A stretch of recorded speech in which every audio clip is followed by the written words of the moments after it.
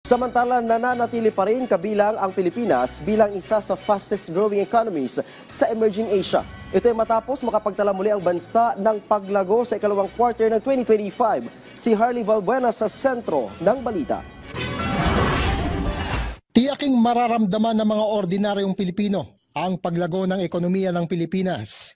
Ito ang siniguro ng gobyerno matapos banggitin ni Pangulong Ferdinand R. Marcos Jr. sa kanyang ika-4 na State of the Nation Address na walang saysay ang magandang lagay ng ekonomiya kung marami pa rin ang nahihirapan. Sa ulat ng Philippine Statistics Authority, lumago ng 5.5% ang gross domestic product ng bansa para sa second quarter ng 2025. Mas mataas ito sa 5.4% GDP growth noong first quarter, pero mas mababa sa 6.3% sa second quarter ng 2024. Naging main contributors sa economic growth ang wholesale and retail trade at motor vehicles and motorcycles repair na lumago ng 5.1%, public administration at defense at compulsory social security sa 12.8%, at financial and insurance activities na may 5.6% growth. Lumago rin ang lahat ng major economic sectors tulad ng agrikultura, forestry, fishing,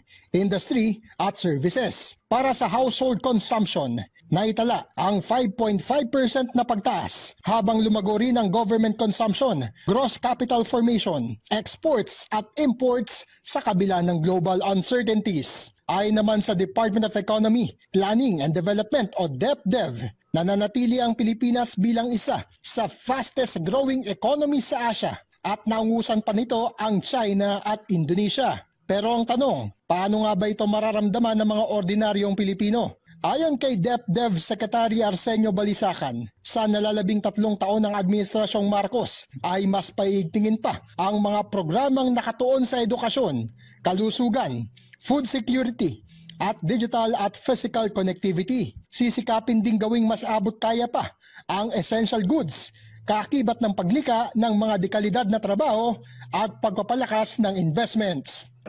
We are going to focus a lot of efforts, including in the budget, for education, health, social protection, connectivity, both digital and physical, and food security. So those are the things that what our president mentioned as mga services na must be felt, must be experienced by ordinary Filipinos.